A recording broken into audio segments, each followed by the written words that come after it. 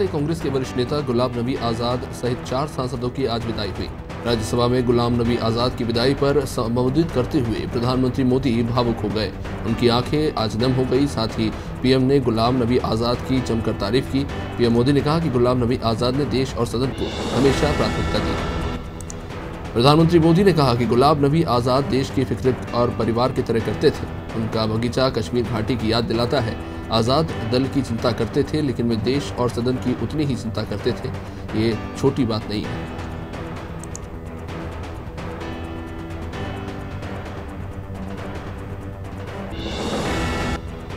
प्रधानमंत्री मोदी ने कहा कि व्यक्तिगत रूप से गुलाम नबी से आग्रह रहेगा कि मन से मत मानो कि आप इस सदन में नहीं हो। आपके लिए मेरे द्वार हमेशा खुले रहेंगे। आपके विचार और सुझाव बहुत जरूरी है। अनुभव बहुत काम आता है।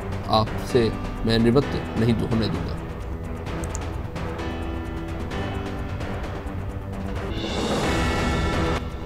गुलाम नबी आजाद कांग्रेस हाईकमान से नाराज ऐसा कहा जा रहा है। पिछले साल अगस्त में एक वक्त ऐसा आया था जब राहुल गांधी ने उन पर भाजपा से साठगांठ तक का आरोप लगा दिया था। कहा था कि पार्टी के कुछ लोग भाजपा की मदद कर रहे हैं। इस पर आजाद ने इस्तीफे की पेशकश तक कर डाली थी।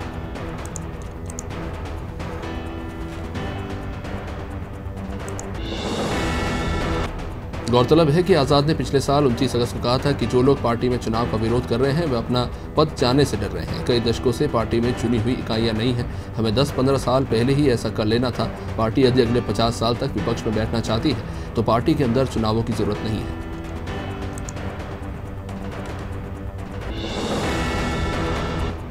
मुख्यमंत्री शिवराज सिंह चौहान ने कहा है कि प्रदेश में माफिया के विरुद्ध अभियान निरंतर जारी है। चिटफंड कंपनियों की संपत्ति कुर्क कर प्रभावितों को पैसे वापस कराए जा रहे हैं। साथ ही गुम बच्चों को खोजने के लिए प्रदेश के बाहर भी टीमें भेजकर बच्चों की रिकवरी कराई गई है।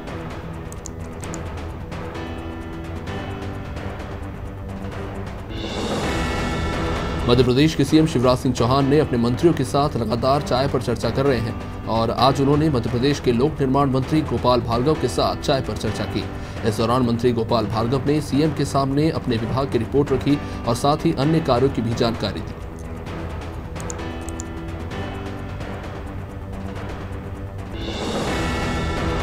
मध्य प्रदेश के नगरीय प्रशासन मंत्री भूपेंद्र सिंह ने भोपाल के बाल विहार मैदान में नए शॉपिंग कॉम्प्लेक्स का भूमि पूजन किया। इस कार्यक्रम में नगर निगम कमिश्नर और संभाग आयुक्त भी मौजूद रहे। बाल विहार शॉपिंग कॉम्प्लेक्स में 6 करोड़ की लागत से 155 दुकानें बनेंगी।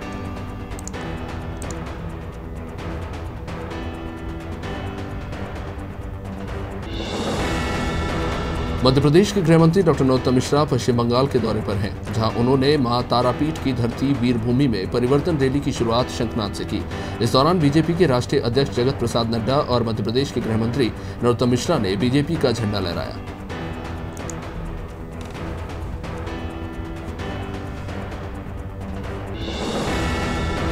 राजधानी भोपाल में नगरीय निकाय चुनाव संचालन समिति की बैठक हुई। इस बैठक में निकाय चुनाव और आगामी विधानसभा चुनाव को लेकर रणनीति पर चर्चा की गई। इस बैठक में संचालन समिति के संयोजक उमाशंकर गुप्ता ने बताया कि चुनाव को लेकर बीजेपी 2 तरह के घोषणा पत्र लेकर आएगी। पहला घोषणा पत्र राज्य स्तर का होगा और दूसरा स्थानीय मुद्दों के आधार पर तैयार किया जाएगा। उत्तर प्रदेश विधानसभा के बजट सत्र की तैयारियां तेज हो गई है। योगी सरकार इस बार 22 फरवरी को अपना बजट पेश करेगी। आपको बता दें कि योगी सरकार के कार्यकाल का यह आखिरी पूर्ण बजट होगा। उत्तर प्रदेश विधानसभा का सत्र 18 फरवरी से शुरू होने जा रहा है। ऐसे में हर किसी की नजर योगी सरकार के बजट पर है।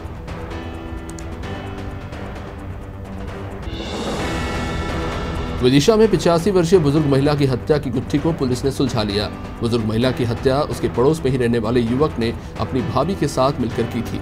दरअसल युवक के अपनी भाभी के साथ अवैध संबंध थे। बुजुर्ग महिला ने दोनों को आपत्तिजनक अवस्था में देख लिया था और इसी के चलते दोनों ने अपने अवैध संबंध छिपाने के लिए बुजुर्ग महिला की हत्या कर दी। कुरवाई में भारतीय जनता पार्टी की जिला स्तरीय बैठक का आयोजन उत्सव गार्डन में आयोजित किया गया। इस बैठक में इंदौर नगर निगम के पूर्व महापौर और पूर्व सांसद कृष्ण मुरारी मोघे, जिला अध्यक्ष राकेश सिंह और क्षेत्रीय विधायक हरि सिंह सप्रे मौजूद रहे। इसमें नगरीय निकाय चुनाव पर चर्चा की गई।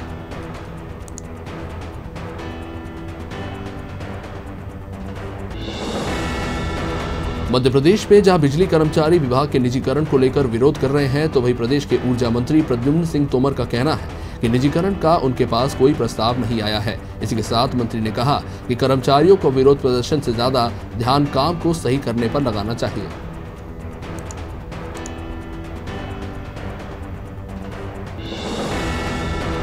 इंदौर में कांग्रेस कार्यकर्ताओं के वायरल वीडियो पर प्रदेश के चिकित्सा शिक्षा मंत्री विश्वास सारंग का बयान सामने आया है। उन्होंने कहा कि कांग्रेस तुष्टीकरण की राजनीति करती है। कांग्रेस ने धर्म का मजाक उड़ाया। कांग्रेस को अपने कार्यकर्ताओं पर ही भरोसा नहीं है। वे कांग्रेस के सोशल मीडिया कैंपेन पर चुटकी लेते हुए मंत्री ने कहा कि कांग्रेस खुद मिस हो चुकी है, अब मिस कॉल करने से क्या होगा। बिलासपुर में गृह मंत्री ताम्रध्वज साहू ने अधिकारियों के साथ समीक्षा बैठक की। इस बैठक में मंत्री ताम्रध्वज ने अधिकारियों सड़कों की खुदाई के बाद सड़कों की मरम्मत का कार्य शीघ्र करवाने के निर्देश दिए। साथ ही उन्होंने अधिकारियों को होटलों में हुक्के बार और अन्य गतिविधियों पर लगातार निगरानी रखने के निर्देश दिए।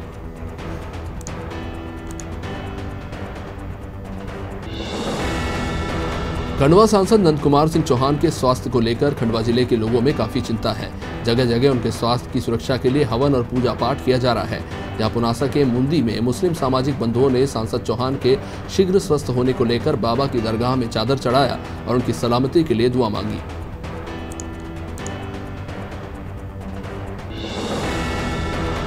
शिवपुरी जिले के राशन वितरण करने वाले दुकान संचालकों ने अपनी 3 सूत्रीय मांगों को लेकर कलेक्टर कार्यालय के बाहर धरना प्रदर्शन किया।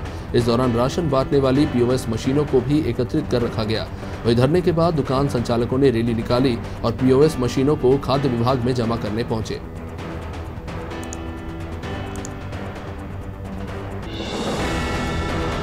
इन दिनों राजधानी के 350 वाहन मालिकों को आर्थिक तंगी का सामना करना पड़ रहा है।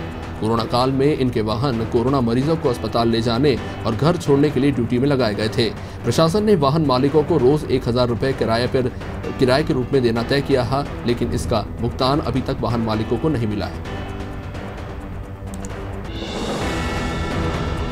जबलपुर कलेक्टर कार्यालय के गेट पर विस्थापितों ने प्रदर्शन किया। इन लोगों को मदन महल पहाड़ी से हटाकर तिलहरी में बसाया गया था, लेकिन विस्थापित होने के बाद भी इन लोगों की सुध ना तो नगर निगम ने ली और न ही जिला प्रशासन ने, जहां इनकी मूलभूत सुविधाओं को पर ध्यान नहीं दिया जा रहा है, जिससे विस्थापितों में नाराजगी है। सीहोर में पेट्रोलियम पदार्थ और रसोई गैस की कीमतों में हो रही बढ़ोतरी को लेकर कांग्रेस ने प्रदर्शन किया और केंद्र सरकार के खिलाफ जमकर नारेबाजी भी हुई।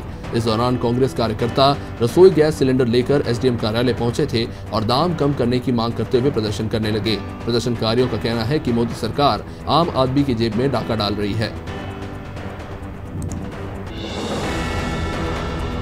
सिरोंज में सहकारी समितियों के कर्मचारियों ने अपनी मांगों को लेकर अनुविभागीय अधिकारी को ज्ञापन सौंपा। समिति के अध्यक्ष लेखराज सिंह पाल ने बताया कि अनिश्चितकालीन कलम बंद आंदोलन का समर्थन करते हुए जिले की सभी सहकारी उचित मूल्य की दुकानें और सहकारी संस्थाएं पूर्ण रूप से बंद रहेंगी।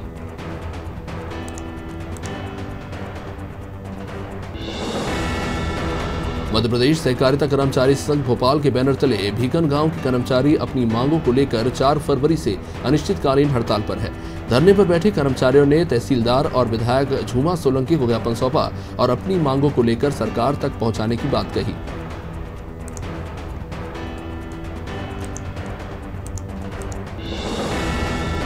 स्वच्छता में नंबर 1 इंदौर शहर को ट्रैफिक में भी पहले नंबर पर लाने की कवायद जारी है। इसी के लिए यातायात पुलिस के साथ कई संगठन जागरूकता भी फैला रहे हैं। सड़क सुरक्षा सप्ताह के दौरान सागर में सामाजिक विकास समिति द्वारा इंदौर के रीगल चौराहे पर यमराज का भेष धारण कर वाहन चालकों को जागरूक किया गया।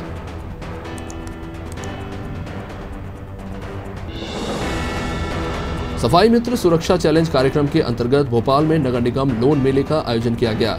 रविंद्र भवन के सभागार में आयोजित इस कार्यक्रम में नगरीय प्रशासन मंत्री भूपेंद्र सिंह शामिल हुए। इस आयोजन का उद्देश्य भोपाल के स्वच्छता श्रमिकों, टैंक और सीवर लाइन के सफाई कर्मचारियों के समूह को कम ब्याज पर वित्तीय सहायता उपलब्ध कराना है। दमोह के जबेरा वन परिक्षेत्र के सेग्रामपुर वन अभयारण्य में गिद्धों की गणना का काम किया जा रहा है। वन विभाग द्वारा की गई अब तक की गणना में 144 विभिन्न प्रजातियों के गिद्ध पाए गए हैं। इसमें प्रमुख रूप से इंडियन लॉन्ग बबिल्ड, हिमालय ग्रेफ्रान जैसी दुर्लभ प्रजाति के गिद्ध वन जीव अभयारण्य सिंग्रामपुर में मिले हैं। धमतरी जिले में इन दिनों रहवासी इलाकों में हाथियों की चहलकदमी बढ़ गई है।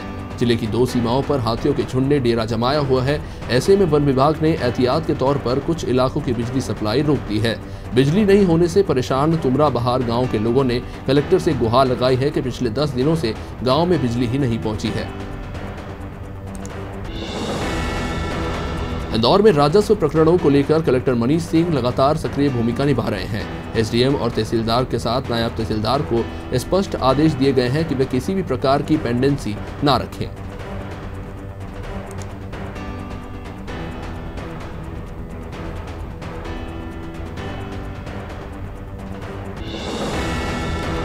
इंदौर में दूसरे चरण के वैक्सीन के लिए शुरुआती दौर में कम लोगों ने ही अपनी रुचि दिखाई। डॉक्टर अनिल मालवीय ने बताया कि वैक्सीन के लिए लोगों को अवेयर किया जाएगा। प्रशासन की तरफ से सभी फ्रंटलाइन कर्मचारियों को मोबाइल के माध्यम से मैसेज भेज दिए गए थे। फिर भी शुरुआत में इन कर्मचारियों की संख्या में काफी कमी देखने को मिली।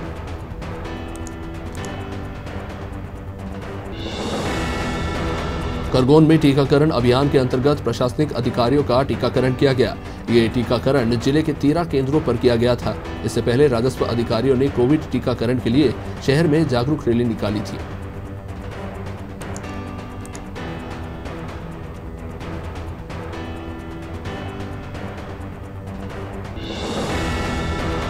मंडला के सामुदायिक स्वास्थ्य केंद्र में शासकीय सेवकों को कोरोना वैक्सीन का टीका लगाया गया। चिकित्सा अधिकारी डॉक्टर दिलीप कुमार अहिरवार ने बताया कि राजस्व, पंचायत और पुलिस विभाग सहित अन्य विभागों के 140 लोगों को वैक्सीन लगनी थी, लेकिन अभी तक 26 लोगों को ही वैक्सीन लग पाई है।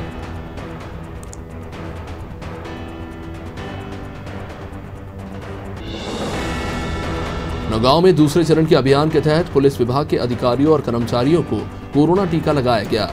अधिकारियों ने लोगों को कोरोना से टीका लगवाने के लिए प्रेरित किया है और कहा है कि किसी भी भ्रम में ना रहे, कोरोना का टीका अवश्य लगवाएं।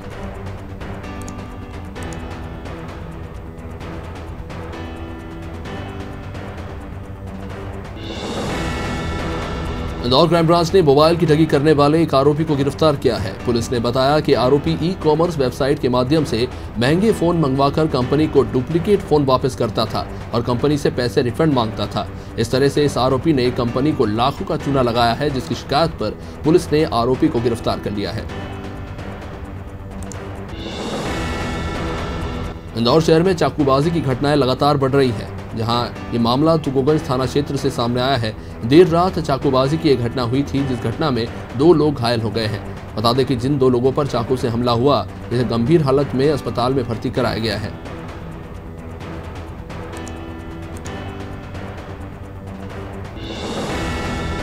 इंदौर के लसूड़िया थाने में एक्सीडेंट के विवाद के चलते हेड कांस्टेबल के बेटे का अपहरण हुआ और उसके साथ मारपीट की गई, जिसके बाद उसे गंभीर घायल अवस्था में छोड़कर आरोपी फरार हो गए। जैसे तैसे युवक घायल अवस्था में थाने पहुंचा था, जहां से उसे मेडिकल के लिए अस्पताल पहुंचाया गया।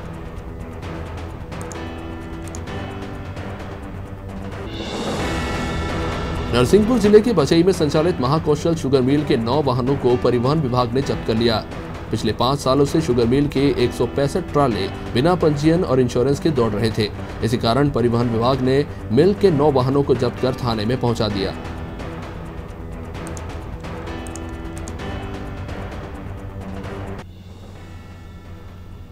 हरदा में फेसबुक पर दोस्ती और प्यार के नाम पर दुष्कर्म का मामला सामने आया है। दरअसल हंडिया तहसील की रहने वाली 10वीं की छात्रा की विशोनी कला गांव के एक युवक से फेसबुक पर दोस्ती हुई। इसके बाद लड़के ने छात्रा को मिलने के लिए बुलाया, फिर प्यार का इजहार कर शादी का झांसा दिया और अपने रूम पे ले जाकर छात्रा के साथ दुष्कर्म किया।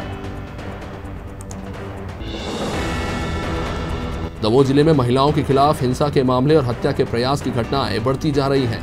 ये मामला जबेरा के पास चंडी चोपड़ा गांव से आया है, जहां पति पत्नी के बीच घरेलू विवाद के बाद पति ने पत्नी संजू बाई को जान से मारने की कोशिश की।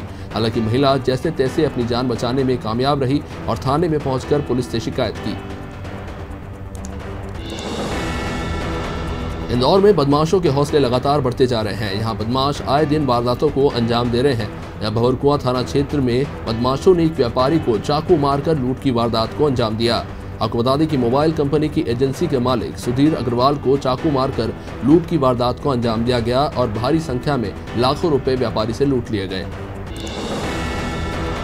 मध्य प्रदेश में महिलाओं के शोषण के मामले लगातार बढ़ रहे हैं। ये मामला खरगोन से सामने आया है, जहां एक युवती अपने प्रेमी के खिलाफ शिकायत कराने थाने पहुंची थी और युवक के खिलाफ शारीरिक शोषण का आरोप लगाया। युवती का आरोप है कि युवक ने शादी का झांसा देकर 3 साल तक उसका शारीरिक शोषण किया और रेलवे में नौकरी लगने के बाद उसने शादी से इनकार कर दिया। कातेगांव में अजनास रोड पर जुआरी और सटोरियों के खिलाफ पुलिस ने बड़ी कार्रवाई की है। पुलिस ने मुखबिर की सूचना पर छाया होटल में छापा मारा था और होटल मालिक समेत 26 जुआरियों को धर दबोचा है और उनके पास से 2,40,000 रुपए और 25 मोबाइल के साथ 3 कार जब्त की है।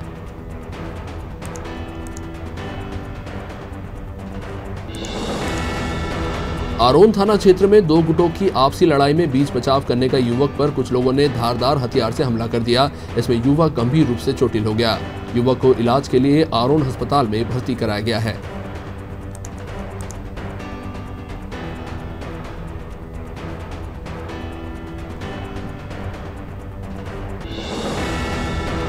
छतरपुर में ऑटो पार्ट्स की दुकान और गोदाम में भीषण आग लग गई, जहां देखते ही देखते आग ने विकराल रूप ले लिया। इस इलाके में जहां अफरा तफरी मच गई, वहीं मौके पर पहुंची पुलिस और फायर ब्रिगेड की टीम ने बड़ी मशक्कत के बाद आग पर काबू पाया।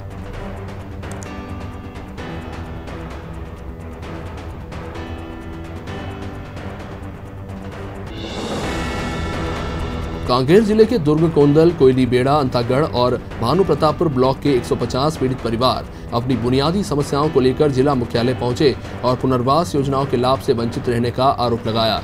पीड़ितों का कहना है कि नक्सली हिंसा से पीड़ित होकर अपना गांव और जमीन छोड़कर वो अब दर-दर की ठोकरें खा रहे हैं।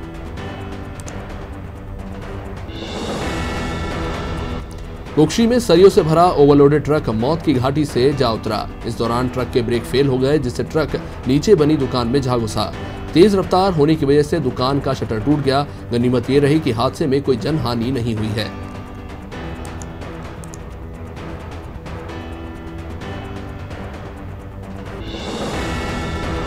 गुना जिले के चयनित शिक्षकों ने धार्मिक स्थल पहुंचकर टेकरी सरकार को अर्जी पत्र दिया है और हनुमान चालीसा का पाठ भी किया। शिक्षकों का कहना है कि सरकार की सद्बुद्धि के लिए अब ईश्वर से प्रार्थना की जा रही है।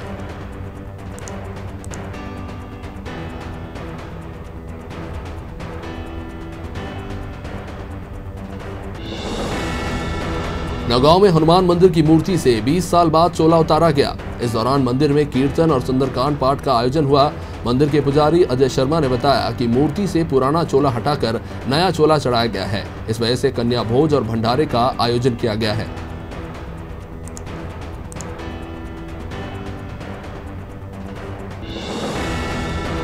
पामगढ़ ब्लॉक के मेऊभाटा में महिला स्व सहायता समूह आत्मनिर्भर भारत की मशाल पेश की है। इसमें 30 गांव की 400 महिलाओं ने छपाई रंगाई जैसे महत्वपूर्ण काम किए हैं।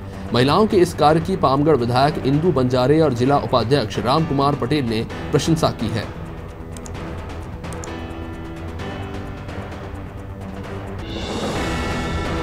कातेगांव की कृष्णा विहार कॉलोनी में नर्मदा पुराण कथा का आयोजन किया गया था। इस अवसर पर परमानंद महाराज ने कहा कि जब गृहस्थ जीवन में स्त्री पुरुष समान रूप से अपने धर्मों का निर्वहन करते हैं, तब वह घर पवित्र स्थल हो जाता है। ऐसे घरों में जो संतान जन्म लेती है, वह नारायण के समकक्ष होती है। खुरई में रेलवे स्टेशन पर जबलपुर जोन के डीआरएम एसके विश्वास ने दौरा किया।